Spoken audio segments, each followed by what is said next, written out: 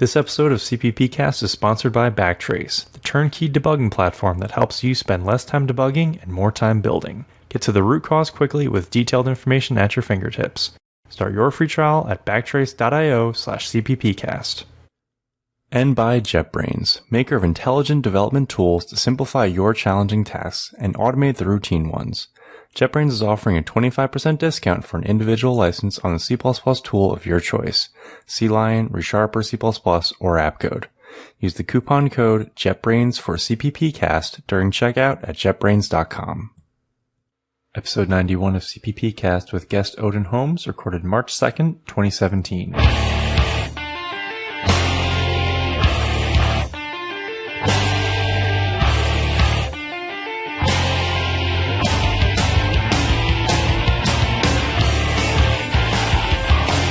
In this episode, we discuss some new C++ libraries. Then we talk to our returning guest, Odin Holmes. Odin talks to us about the emBO++ conference for embedded C++ developers.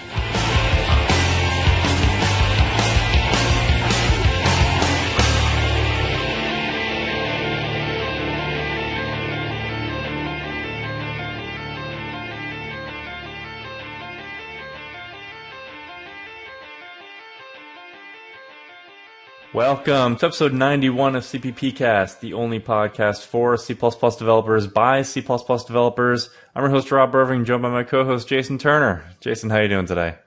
Pretty good, Rob. How are you doing? I'm doing good. For our listeners at home, we're actually recording these episodes out of order. So we are. It's throwing us off a little bit. We recorded episode 92 yesterday, which we've never done before. Right. Yeah. And most appropriately, since I forgot to mention it yesterday, the announcements for who's going to be speaking at C++ Now came out. Oh, yeah. And I giving a talk? Yeah, I'll be giving one talk on my own and one shared with Ben Dean. Awesome. And what are the two talks going to be? The one with Ben Dean is called Constexper All the Things. It's a great talk. And the one that I am doing is called Abusing C++ 17. Abusing C++ 17? Abusing C++ 17, yes. Very nice. Very nice. Okay, well, at the top of every episode, we like to read a piece of feedback. This week, Adi Shavit wrote in on Twitter, referring to episode 90, saying, "Great incentive to go on my next run." Jason, you're a runner, right? I am. I'm not sure if I could do a podcast while running. I like listening to music when I go to the gym. I always listen to podcasts while driving. I don't like having headphones in my ears when I exercise. Oh, so you don't listen to anything. I don't listen to anything. I want to listen to the birds and the cars that might be getting ready to pull out in front of me, that kind of thing. Yeah, that's a good point. I used to listen to music while biking, but not with headphones in. I would just let it come out of my phone. Right. Because I want to be able to focus on the cars and stuff, too. Anyway, Adi, thanks you for the kind words. I've seen him tweet it to the show several times before, so I know he's been listening for a while. We'll set you up with the JetBrains license, and we'd love to hear your thoughts about the show as well. You can always reach out to us on Facebook, Twitter, or email us at feedback@cppcast.com, and don't forget to leave us a review on iTunes. Joining us again today is Odin Holmes. Odin has been programming bare metal embedded systems for 15 years, and as any honest nerd admits, most of that time was spent debugging his own stupid mistakes. With the advent of the 100x speedup of template metaprogramming provided by C++11, his current mission began teach the compiler to find his stupid mistakes at compile time, so he has more free time for even more template metaprogramming. Odin is the author of Kvasir.io, a library, a DSL which wraps bare metal special function register interactions, allowing full static checking and a considerable efficiency gain over common practice. He's also active in building and refining the tools needed for this task as the Brigand MPL library, a replacement candidate for boost.parameter, and a better public API for boost.MSM-lite. Odin, welcome to the show. Hi guys, I came back quick. I think it's been about 5 months or so, right? No, it's been a bit, but I'm glad to be back on. Yeah, it's good to have you I'm again. curious. Sorry, go ahead, Rob. No, go ahead, Jason. I'm curious if how much of a increase in interest in your library you've seen since you were last on, if any. There has been some increased interest, actually, recently, very much so. It's actually, my bio's outdated. I didn't think it would be outdated, so I told you guys to use the same one. But actually, Kvasir is no longer just a DSL. We've kind of turned it into a collection of different libraries, having to do with embedded microcontroller development. For example, there's Kvasir Toolchain, which is basically CMake tools to get you up and running. There's not a lot of documentation out there for how to get microcontroller stuff with CMake. But I have a very talented research student who put that together, and we actually have our own metaprogramming library now, which we did way back when. But then I moved to brigand, and then I'm working on some new stuff. So we decided to do a Kvasir's own MPL, which is basically optimized for speed and speed only. So yeah, it's a little bit volatile. We're not suggesting other people use it yet or anything, but we're hoping to put some other microcontroller relevant stuff there, like some of the other kinds of schedulers that don't have to do with threads. So yeah, there's been a lot of people coming recently with interesting ideas for libraries and wanting to code review others and things like that. It's snowballing way more than I had actually initially expected. That's cool. Now, when you said your MPL is optimized for speed only, do you mean compile time or runtime? Compile time, because at runtime there will be nothing left, right? Right. Just double checking. Yeah, the best programs on Compiler Explorer are the ones where the right-hand pane where the assembler goes is empty. Yes. That's very true. Okay, Odin. Well, we got a couple news articles to go through, and then we'll start talking to you about what's been new with the embedded community, okay? Yeah, sure. Okay, so this first one is L, a C++ library, which was just open sourced. And this came from Infinite or Infinity. I'm not sure what the proper pronunciation is, but it's Infinity is a storage system. Have you guys heard of this before? It was new to me. It was completely new to me, and looking into it, it's actually quite interesting. I didn't have time to look into the whole thing, but as opposed to last time, the news links are really relevant to what I'm doing. So thank you guys. Yeah. I dug into their implementation of name parameters, because that's actually something that I play around with, and looks like they have a pretty similar approach, and it's pretty well done. I think their compile time speed could be increased considerably because they're kind of recursively iterating over things. And don't do that. Yeah, and they also they implemented positional and named arguments as well as defaults if there is no named argument, but not uniquely convertible arguments, which was something that boost name parameters back in the day also implemented and is super dangerous in most cases, but is also super useful in some cases. Like if you have an allocator, for example, chances are very low that something else is going to be convertible to your allocator, and chances are very high that you'll be able to generically identify that something's an allocator. So if you do uniquely convertible, you can just throw that in there anywhere. It doesn't matter where you put the allocator. You don't have to name it either. And the name parameters, TMP, will just figure out where that goes and what that is. So yeah, I think that's a missing feature in my mind, but it's actually from a library implementer standpoint, my first impression is quite good actually. They know what they're doing. So yeah, I'm glad that I saw what that is, and we'll delve into it later. Yeah, and just to give a little more background on it, they're calling it a C++. Their library is giving a C++ asynchronous framework based on coroutines, and it comes with several modules for networking, serialization, cryptography, and it's being used by their infinite storage platform, which I think was acquired by Docker, so it probably has some seen production. Yeah, and it's a very large library, to be honest. It looks like there's a lot going on. Yeah. Okay, and this next one, yet another description of C++ 17 features. This one presented in table form. It's actually Tony tables, which I've never seen before or heard of. But basically just small little code block tables, which I thought was pretty readable. You can get a nice, concise example similar to what we saw in the last C++ 17 overview we talked about, which I think was from Jason, help me with the name. I don't remember. I'm sorry. JF Bastion. Okay. Yeah, that was it. What do you guys think about the Tony tables? I liked it. Yeah. Good. Yeah, like I said. Yeah, a lot of... Go ahead.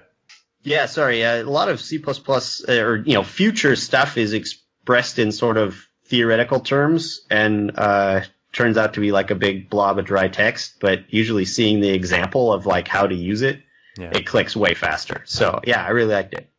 And just kind of as a side note, if you guys aren't familiar with Tony, this is Tony Vanyard.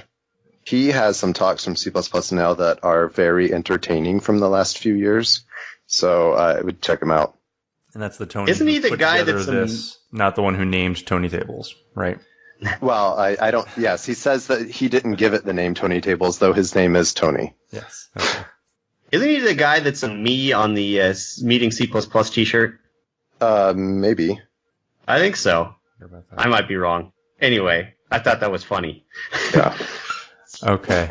Next, we have an article on atomic smart pointers. This one from Rainier Grimm, who we've talked about a few of his articles recently. And this one just goes into kind of the use case of atomic smart pointers, shared pointer, and unique pointer, and why we need them and for C++ 20. It just strikes me as amazing that we have not yet finalized C++ 17, and we have all this information about C++ 17, and now let's go ahead and start talking about C++ 20. Yeah. Yeah, the ink isn't even dry yet on C++ 17. We're already looking to the future. It's funny stuff. But, we're moving forward so much faster these days than we were 5 years ago. Yeah. One example I liked in his article is he showed, how atomic smart pointers will be better, but if you're using C++ 11, you can use all the atomic versions of these functions in order to achieve the same thing, right? Yeah. Okay. You don't use smart pointers, shared pointers, I'm guessing, a whole lot, Odin. Oh, no. We have a we have our own kind of thing that we've named space optimized pointers. Like if you have a memory pool, which is basically just an array of blocks, and you know where that memory pool is from a compile time standpoint, like if it's a static member of a templated class, then if you know the type of the class, then you know where the thing is, right? So you can kind of type alias the address of the beginning of those blocks, and then you also know the block size from, because you know the slice size of your allocator, and so you can just store a much smaller, a char or an int, depending if you have, a char or a short, depending on if you have less or more than 256 blocks in your allocator, and then you can wrap that in a pointer interface, and so you can make a pointer 8 bits rather than 32, and it still kind of works. So that's cool. More the kind of pointers that we use, rather than, this bloated thing that's like, probably on balance like 20, 30 pointers in size, because it's got, a heap partition, and then you have all the heap bookkeeping wrapping that, and then you got the stack portion, and then you got virtual functions and all that stuff in a shared pointer. Yeah. And I'm going to risk going off into the weeds for just a minute. We're not even through the news articles yet, but Clang can do heap elision, and I'm guessing you use Clang for at least some of your stuff. Starting to. Their ARM Thumb, Cortex cross compiler hasn't been around for a long time, so we've been mostly using GCC. But that's super interesting. I'm just wondering if you've seen any real world usage where heap elision can actually translate to something practical in a microcontroller. The thing is, if you don't have a heap to begin with, heap elision is going to only be happening in release mode. So debug mode will probably still be going to the heap. And so then you would need a heap. So then you might even be using like a version of libc that doesn't even have, where you ripped out the heap support anyway, and things like that. So yeah, I mean, depending on sort of the size, I mean, some microcontrollers you do use a heap. They're usually bigger or with other design constraints. And in that case, it's probably super interesting. The problem is, within the real-time constraints and memory constraints that you have, you usually have to run debug mode as well. Okay. So, if you don't want to use a heap because you have some real-time constraints, and heap could take a long time if it's fragmented or something, then, if that doesn't run in debug mode, that's probably a deal breaker, because you need to be able to debug real world things. And if you're missing, if some buffer's overflowing because there was an allocation somewhere else that starved it, then, you can't really debug your program. I mean, you can use like a bigger chip with more RAM some of the time. Like sometimes there'll be like a big sister or something of the chip that you're using, but you can't, I mean, usually it's a very different architecture if you want to go with one that's like faster or somehow deal with the real time constraints. Okay. I mean, there are simulators, but they cost more than a house. So I prefer that my development tools cost less than my house, just personally. Yeah. A friend of mine prides himself that his oscilloscope costs more than his house, but he's an electronic engineer in like high frequency stuff. Yeah. No, high frequency stuff you would need, something high end. Wow. That's a lot of money.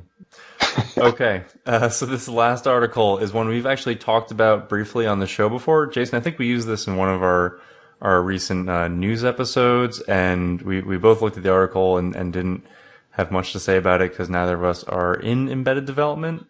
Yes. And I think I actually remember seeing a comment on Reddit with someone saying they wish we had talked about this one more because they were really interested in it. So I thought we'll let Odin one, talk about it. Yeah, to bring back for Odin, because I'm sure you're interested in this sort of thing. This is CommsChampion, which is a library for embedded development, comm protocols.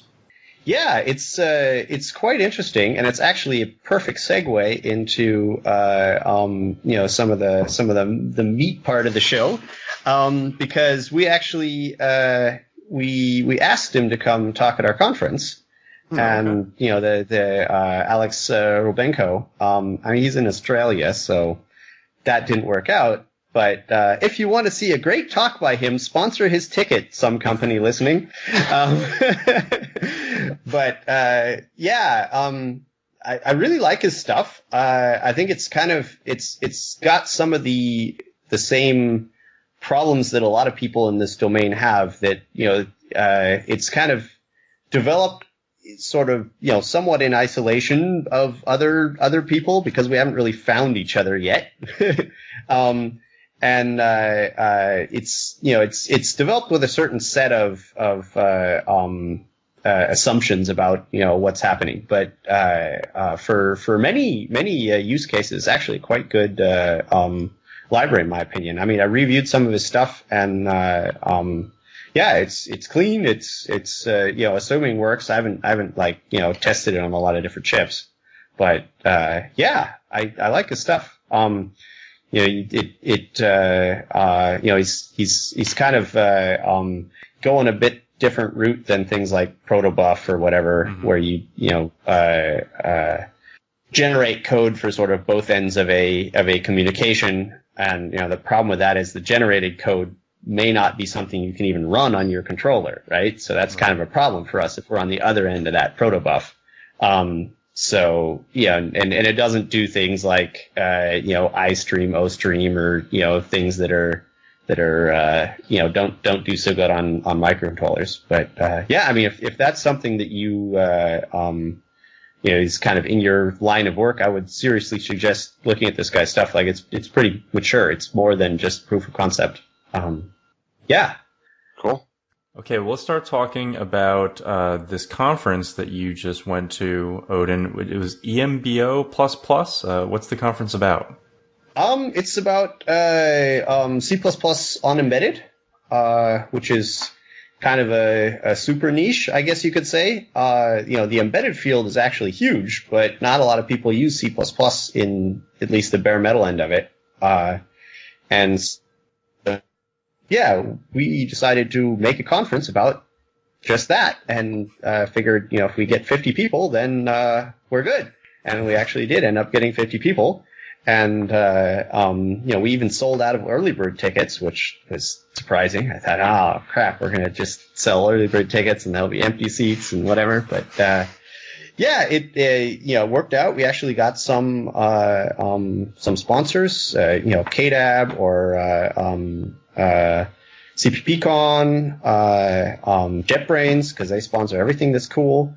And,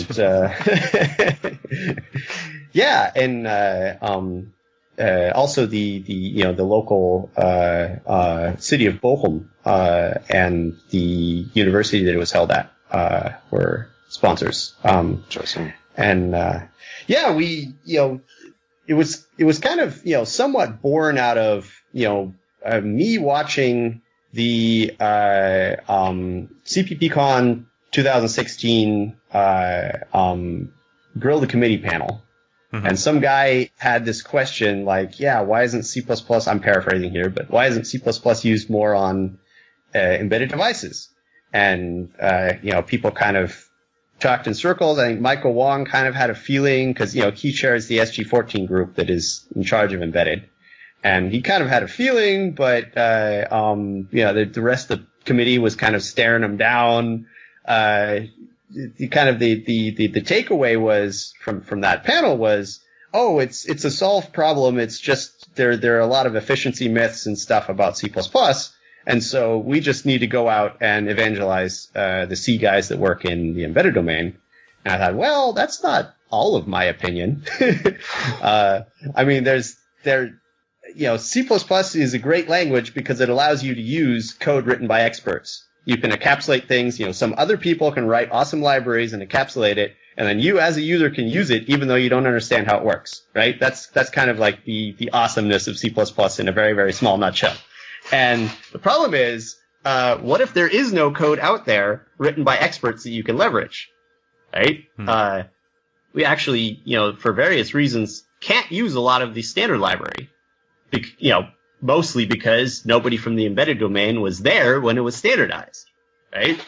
If I want to use interrupt service routine, which I probably should explain what that is. An interrupt service routine is when an event happens, essentially you inject a function call onto the end of the stack of whatever you're doing, and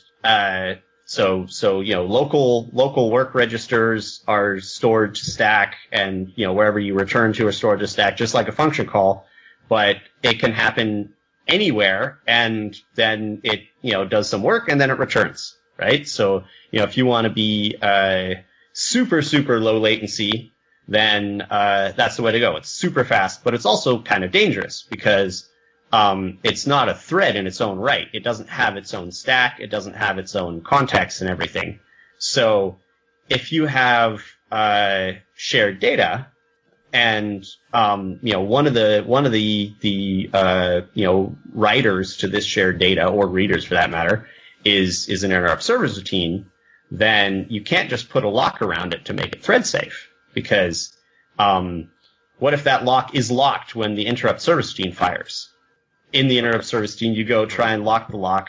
Well, you can't take it yourself because it's already locked, but you also can't switch back to whoever is holding it and let them finish because you're on their stack, right? So essentially, deadlock. You're dead, right? There's no way to get out of that. So we can't protect shared state with locks. And then, essentially everything falls down because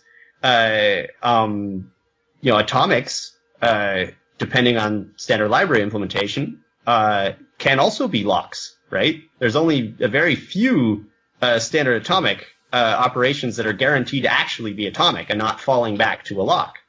So which ones? Even if actually, I don't know off the top of my head. I think there's something, some atomics sorry, I don't know off the top of my head because I don't use them because, the vast majority of them, can be locks. And so, if you have some, I don't know, you're receiving CAN messages over the CAN bus, and in an interrupt service because, it's FIFO buffer is only 2 messages deep. So if you don't empty it within 2 messages, then you're going to lose data, right? So you have to, very low latency, go get that message out of the buffer and put it, do something with it, probably put it in a queue. Well, what container would you use as a queue there, right? You can't use a deck because it's not thread safe, right? And you can't put a lock around it to make it thread safe. And with a deck, you don't have guarantees about how long it could take because, what if you're growing the queue and so it has to allocate another slice, that could take super long time. And you have to make guarantees like, I'm going to be back out of my interrupt service gene within time amount X because some other interrupt service gene might need to fire with a lower latency. And if I'm blocking the whole system by allocating, then they're not going to meet their real-time guarantees. So, allocating randomly, well, you could write, your own allocator to get around that problem. But, it's a hard sell to embedded C programmers to say, yeah, learn how allocators in C++ works, and then you're fine, right? So, but we still haven't solved all the problems because, we're still also not atomic, and also the slice size, like if you're using pools rather than a heap, you have pools of, certain sizes, whatever you tune to your program. Maybe you have a pool that's got slice size of 16 bytes and then 64 bytes and then, I don't know, a kilobyte, right? And what if the queue wants to do 64 elements and then 2 pointers? That's a little bit more than 64 bytes, right, if our elements were chars. And so it would go up to the next slice size. It would have to use a whole kilobyte for essentially, 64 bytes plus 2 pointers of data. So yeah, it would be nice to be able to set the slice size, but you can't do that without ripping apart the standard library. So it's not flexible enough. There actually is a container proposal that maps pretty much exactly to how people deal with this in C. I mean, in C, they make, a fixed size buffer and then, a head and a tail pointer into that buffer that just chase each other around in circles. So, I put data after head, then I move head. And so, as the producer and the consumer will only see that move of head, after I've put the data in there. And since, loads and stores of pointers are atomic and they're not reordered and there's no cache coherency issues and all that stuff on these tiny chips, that's an atomic container. That's the poor man's atomic container. And it actually works quite well. And, Guy Davidson had a proposal of standard ring span, which is essentially exactly that, or a C++ nice, safe public interface of that. And, this has been going back and forth to the committee for a long, long time. And they've watered it down to the point we can't even use it anymore in the current proposal because now it's not like a fixed size container. It's you give it 2 iterators and it uses that range to go around in circles. But since that's not compile time known, that's going to be way less efficient, right? Could it be, though, if you gave it fixed pointers around a standard array object or some sort of C-style array, begin and end? The compiler probably could make it, for example, if you have it on a line to say, 256 byte boundary and then make it 256 bytes in size, then making it wrap around would be a super, super cheap operation because you'd just be clearing 1 bit, right? Right. To put the pointer that just advanced past the end back to the beginning. The optimizer could do that, I think, with the current version of Guy Davidson's ring span, if the stars align and blah blah blah, but only in release mode, right? So we're kind of back to the same problem I mentioned originally, that in debug mode, your program still has to run, right? And, whatever you're talking to on the other end, whatever, be it a robot or some other motor control unit or who knows, it can't time out or you have to give it data or, whatever. You have to meet your real-time guarantees in debug mode as well. So yeah, the other thing is they took all the atomicness out of it, like the concurrency out of it, because there's another proposal for a concurrent queue, and they, I guess didn't want them competing for that title, which is stupid in my mind because, I'm sure it was well intentioned. Like I'm not, but essentially they're taking memory fences out of it by making it no longer concurrent, right? It's not like there's any kind of atomic mechanism or locks or whatever that they're saving people. It's just some reordering rules. So yeah, I think that's a small price to pay, seeing as essentially everyone's going to use it as a concurrent structure anyway, at least in our domain. Right. There's literally 20, 30 billion devices out there that have this kind of queue on them, and it's almost always written in C because of that. Yeah. But, yeah, I think the problem is, I can understand the standard committee because, two people say we need this, and everyone else says, what do you use that for? Right? Because, right. There isn't really a standard committee representative from Bosch or Siemens or KUKA or, whoever whoever employs just the vast amounts of C programmers that work on this stuff. I guess there is one from Nokia, Vicente Bote, but he's got his hands full in other language groups. But most of the embedded companies, like the traditionally embedded companies, don't have anyone on the standard committee. I think much to their detriment because, things are going to keep getting standardized and the ships keep sailing, and they, usually it's these very esoteric changes that would need to be made for it to be able to work in our domain. Right.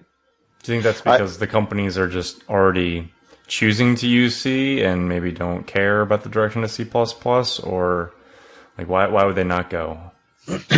Well, I got a lot of feedback recently from the conference and then from the aftermath of the conference from big companies, and some of it's actually pretty positive. I think there's some really interesting stuff that Logitech, for example, is doing on that front. There's it's a huge company, but there are some people that have talked to us about what they're doing, and we're also at our conference, and I think the way that they're going, this is the very bottom end of the spectrum, right? In Logitech, like if you save a penny, that's like $1 million with the volumes that they produce, right? Right. And I think they kind of get that you can save many pennies, right? Especially as far as making batteries cheaper or last longer, things like that with C++, because there's kind of an optimization curve, right? Like you start pretty fast using C with, huge development costs. But you start pretty fast, but then if you want to make it faster, it starts to get, incomprehensibly ugly quite quick. And so you do hit a wall at some point. Whereas with C++ metaprogramming, you can express yourselves in ways that you won't recognize in the resulting assembler, right? Like you can make it clear and then make it fast, and the one generates the other, rather than if you want to make it fast, it has to look like what it's actually doing, right? So if you're thinking about sorting special function register access by address, because that's faster because it can load with offset rather than loading a whole new address and then writing to some other special function register. That's going to result in terrible code, right? Or if you want to make those things atomic, right? You want to, you have some read, modify, write thing that you want to make atomic, then, the solution now is just, a forest of macros, which, I guess some people can read, but it's not my, and there are things that you just can't do with macro metaprogramming that you can do with with template metaprogramming. So if you're trying to go past the wall that you hit at some point with C, then you can go actually quite a bit further with C++. And yeah, they seem actually pretty open to the idea. It's just nobody's come along and showed them how to do it from the outside, and they've actually gotten some stuff going on the inside, which looks good.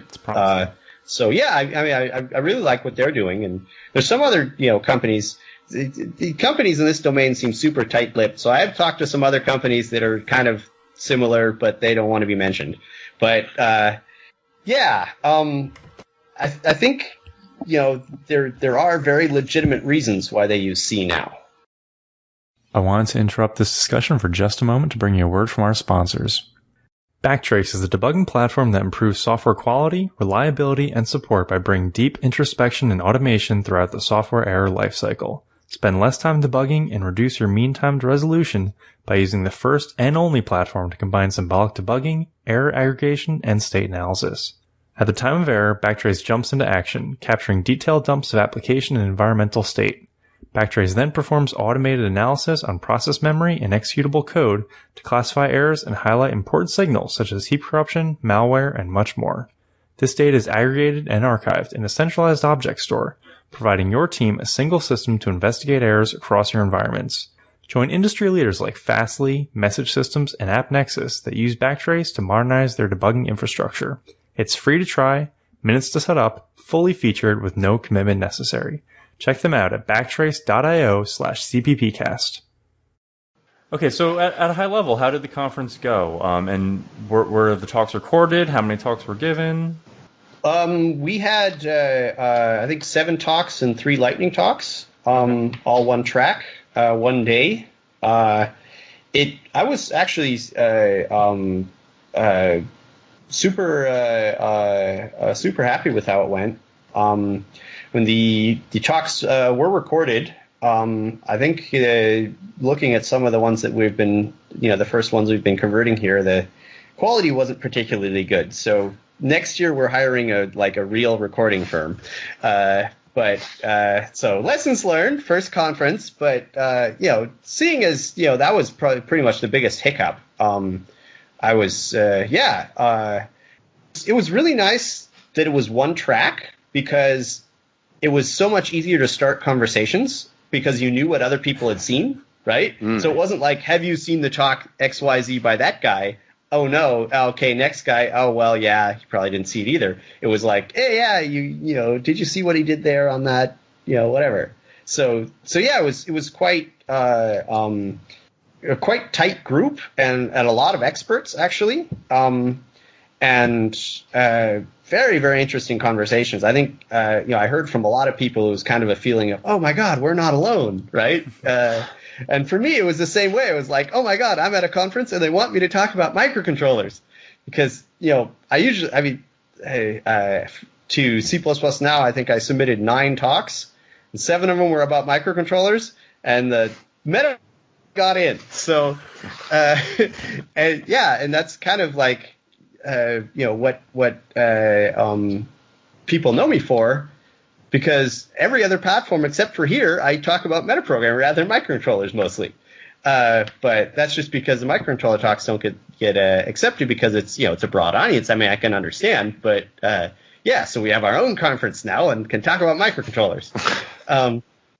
And a lot of sort of similar experiences. I mean, there's so many people like, oh yeah, and then I tried that and this didn't work, and then it's like, oh yeah, well you probably, I don't know, do you know printf allocates? Oh, that's why it was corrupting my heap, or things like that, where in isolation you might spend a whole long time on that bug. I mean, there was a lot of technical conversation going on in the breaks.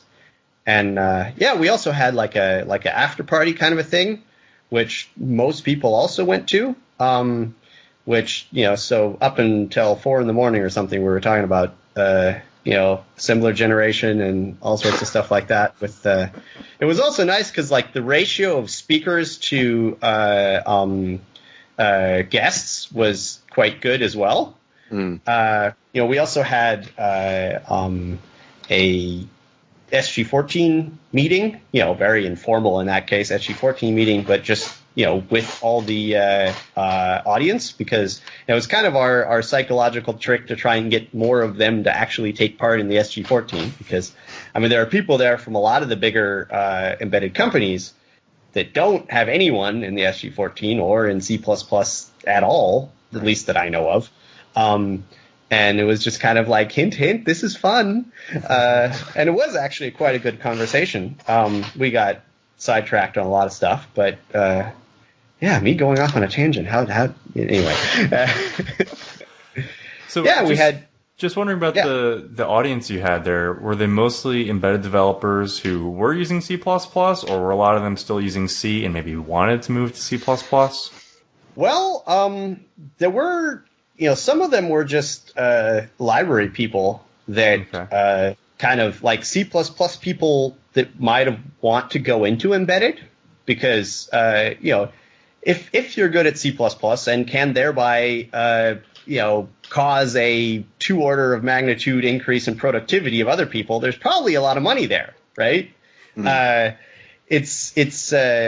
There were some people interested in that kind of thing, and then there was a lot of people. I think the most typical guest profile was, I'm not allowed to use C++ at work, but I use it at home, and how can I convince my boss? That was, especially, some of the people from the bigger companies where, it's not only that they have to program in C, but they also have to use some 20-year-old code generator and just, Chris Uziak did a state machine talk that was really well received because people saw, we don't have to use this arcane state machine generator that spits out C. We can just use this template metaprogram thing with pretty much the same syntax and as far as describe the state machine, and it's all in one compiler. It's all in one source control. You can see diffs on a pull request that just don't look like everything's new, right? So that was very well received, and we hope we can get them back for next year. We've been joking we should call emBO++ 2018. Actually, we should just call it ++ emBO 2017. Okay. Yeah. So what does emBO stand for, by the way? Or does it stand for something? Embedded in Bochum. Oh, okay. Yeah, so it's, we hope to get Chris back as a training day.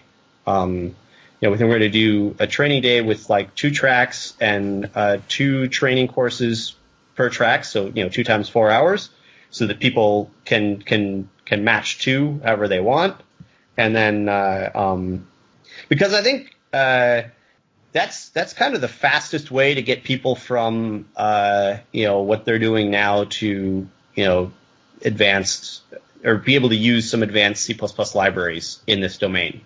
Is a training day rather than talks, right? So I think for the experts, talks are great, but we want to reach more than experts next year. This year was mostly the hardcore developer guys. And actually, I was surprised some people showed up from academia that have been working on this kind of stuff and just hadn't found an audience for it, right? It was funny. Emil, I don't remember his last name, but from Norwegian university, was working on another flavor of scheduler that just uses interrupts, which is how a lot of people actually program microcontrollers. It's very typical. The main loop is just a while one with a sleep in it, and the sleep is not a thread sleep, but a power down hardware, turn off the instruction clock, and all that kind of stuff, and wait for another interrupt.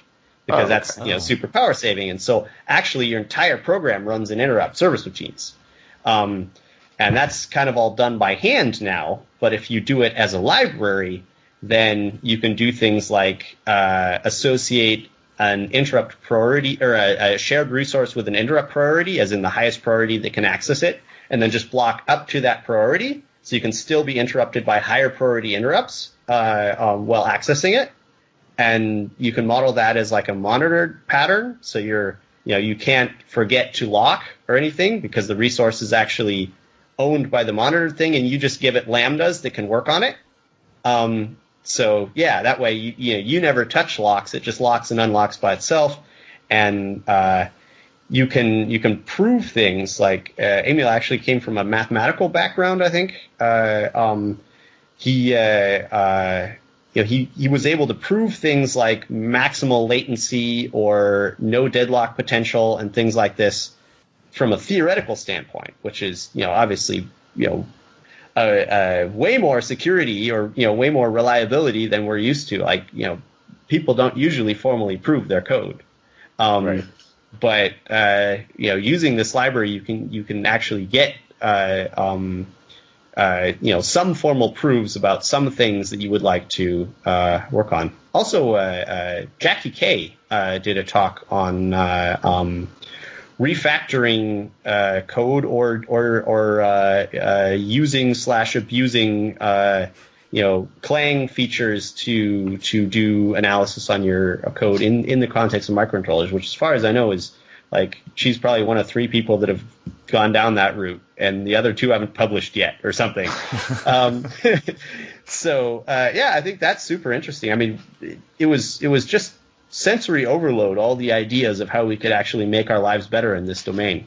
So yeah, I'm super pumped. I have a question about that interrupt-based scheduler kind of idea you were talking about. Yeah. I'm curious, like, how hardware-specific is a design like that? Like, does his implementation require an ARM or something?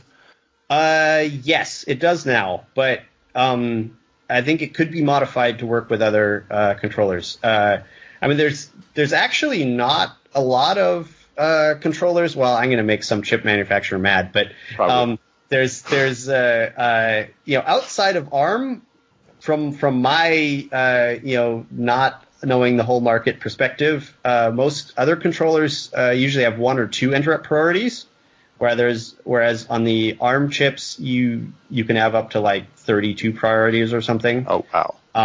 So yeah, you can prioritize things much more fine grained.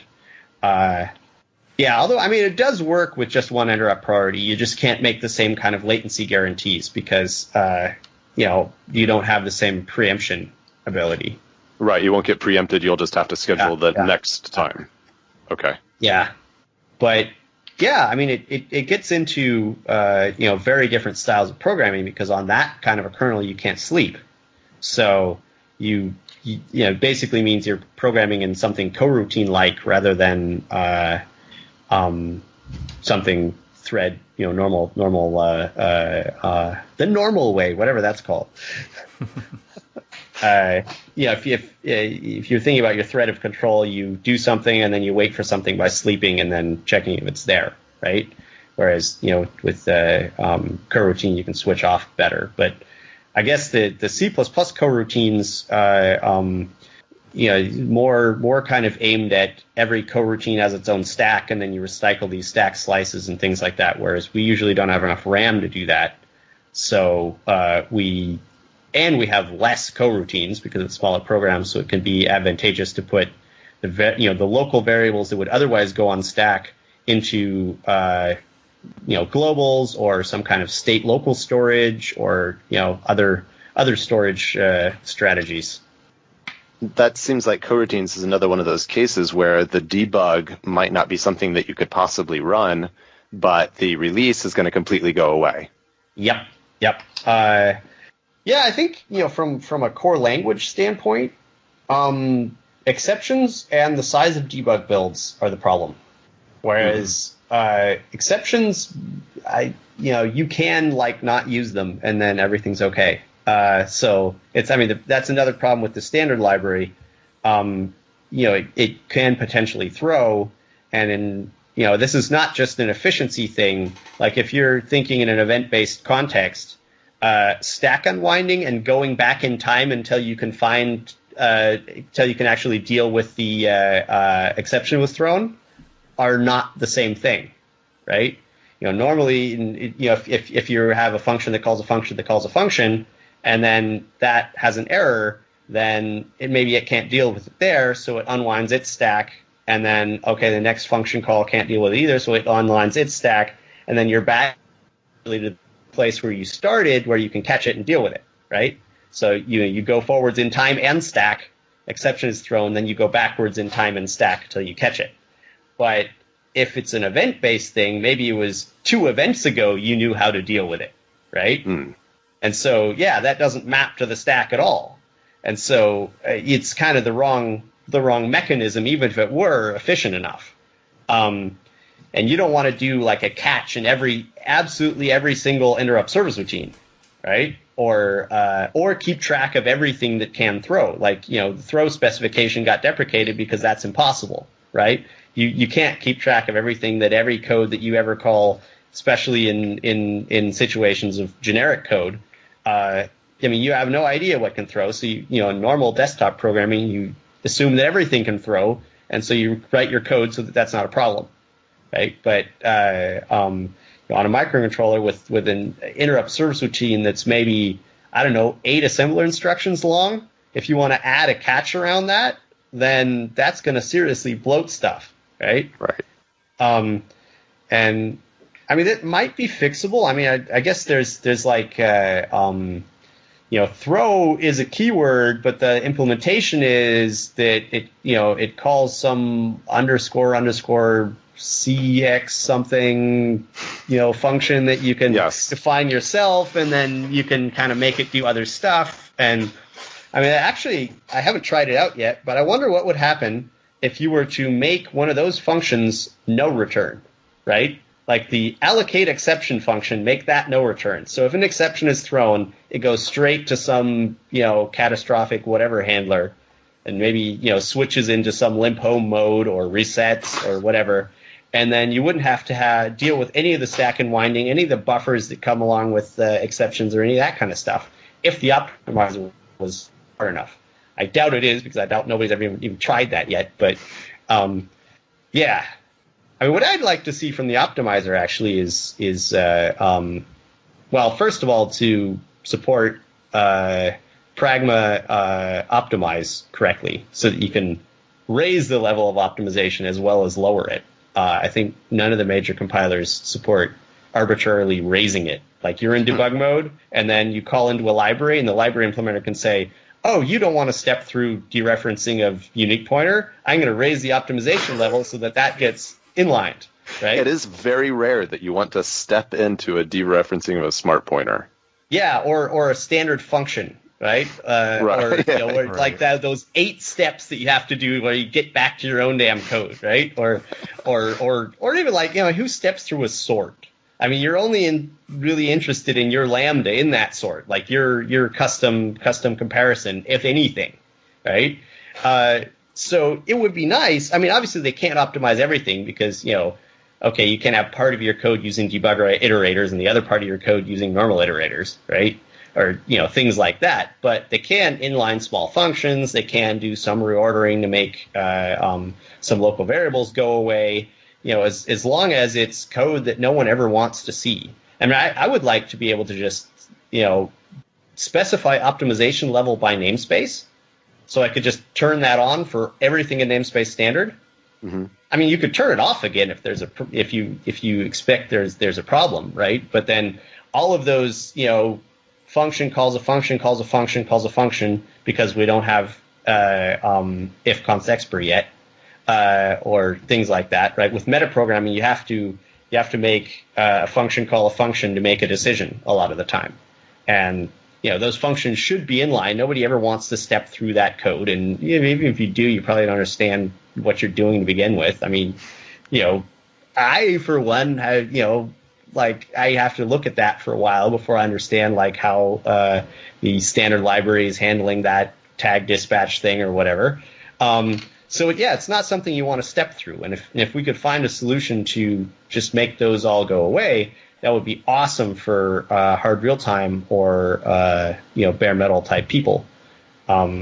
It sounds like you're kind of talking about 2 different things here, like where can the standard improve and where can compiler implementations improve? Because I don't imagine, Pragmas, generally speaking, aren't in the standard anyhow. Yeah. Yep. Yeah, actually, that's kind of a frustrating point. Like, I think I'm working on a lot of things that are relevant to C++ on microinput, but I don't really have a lot of suggestions for SG14 because, I mean, this is tooling, right? Right. You know, it's purely a tooling problem. And the other thing is it's purely a library problem. And this was another discussion that happened at emBO. You know, what should we put in the standard library? Well, why don't we build it first, test it for a while, and then decide if we put it in the standard library, right? I think we need to build a lot of libraries to work in with these sort of domain-specific problems. Right. So you mentioned that you submitted a bunch of talks to C++ Now. Which ones did you get accepted? Do you want to give us a little preview before we let you go? Yeah. Well, just one. Type-based metaprogramming is not dead. Is the title because you know, Louis almost killed it with HANA, right? Like, you know, everything kind of shifted towards value-based metaprogramming is the future. You know, the HANA style where you don't have the pointy brackets, but you have, you know, round and everything's actually a value that may be wrapping a type. But problem is with you know, from a library implementer standpoint. I mean, the user or the casual metaprogrammer use Louis' stuff. I mean, it's definitely a lot less cryptic, and he has a math background, so it's actually sorted well, which is not true for a lot of this kind of stuff. But if you're pushing limit, if you want to make your entire program a state machine, so you want, you know, 1,000 states or something, that's not happening in HANA. Or if you want all of your hardware interaction to be done in a DSL, you know, domain-specific language, then you're going to need to be able to compile things that are huge. And I mean, it's kind of out of necessity that I've been trying to push the limits in this domain of how big can your metaprograms get, right? Like, can they layer work? I mean, you know, in Boost MPL, it was like the default was, I think, like a list of 20, and then you had to go change some macros to make your infinite lists, in air quotes, longer than 20. And, you know, there are use cases where you'd like to do, you know, 4,000 types in a list. And so, yeah, this is something that I've been pushing kind of out of necessity and not out of, you know, any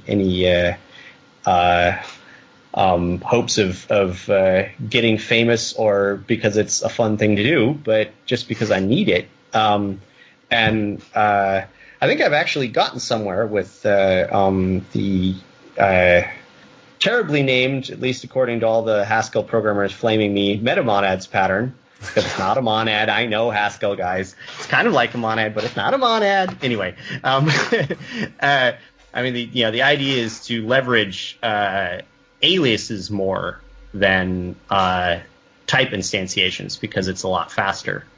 And yeah, I think it'll be a talk with a lot of benchmarks against HANA and a lot of actually sort of fundamentally different ideas rather than tricks. I mean, a lot of metaprogramming talks are about tricks, like, oh yeah, I can use this weird operator to figure this out in less time, and yeah, I can build a giant list of pointers, and then the thing that I'm looking for, change that to a pointer, and then put that in like a templatized function, and then I can do like indexing quicker and just really weird tricks. But yeah, I think this talk will be about you know, just sort of the strategy with which I'm trying to sort of change the paradigm of how we write metaprograms that have to be super fast.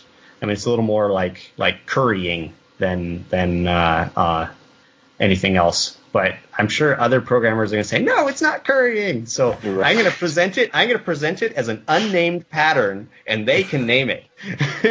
That's probably best, particularly at C++ now, because there's a lot of functional kind of. Yes. Yeah. And I've heard that there's a lot of people that like to voice their opinions from the audience. It's a very interactive conference. Yeah. I actually like that. This is the first talk I've really been nervous about because, I mean, up until now, it's like, yeah, I got language features in there that probably nobody understands, so I'm good. I mean, they think I'm an expert. But with this one, also with the feedback, I really like the feedback from the review process. Because there was a lot of negative feedback A lot as in I submitted a lot of talks, so in some, not like the majority wasn't negative, but I really liked it because it was like well thought out and pretty much correct. So, I mean, negative critique that's right is like the most valuable and hardest thing to come by. So thank you, C++ Now review guys. They're anonymous, so I don't know who had said it, but come out of the closet and I'll buy you a beer. Okay, well, Odin, it's been great having you on the show again today. What's the URL for emBO? It's just emBO, emBO.io. Awesome. Okay, and where can people find you online? Odin the Nerd. Okay. .blogspot.com or @Odin the Nerd on Twitter, or I figure that's kind of the shortest description of me that you could get to, right? So as opposed to Odin the God or something like that. No, I'm definitely not him. Definitely less like big scary awesomeness points and a lot more sort of I sit in the dark in front of a computer screen and maybe do some cool stuff. As we all do. Yeah. Okay, well, it's been great having you on the show again today. Yeah, it was fun. Thanks for joining us. Yep. Thanks so much for listening in as we chat about C++. I'd love to hear what you think of the podcast. Please let me know if we're discussing the stuff you're interested in. Or if you have a suggestion for a topic, I'd love to hear about that too. You can email all your thoughts to feedback@cppcast.com. I'd also appreciate if you like CppCast on Facebook and follow CppCast on Twitter. You can also follow me at Rob W. Irving and Jason at LeftKiss on Twitter. And of course, you can find all that info and the show notes on the podcast website at CppCast.com. Theme music for this episode is provided by podcastthemes.com. Podcast website at CppCast.com. Theme music for this episode is provided by podcastthemes.com.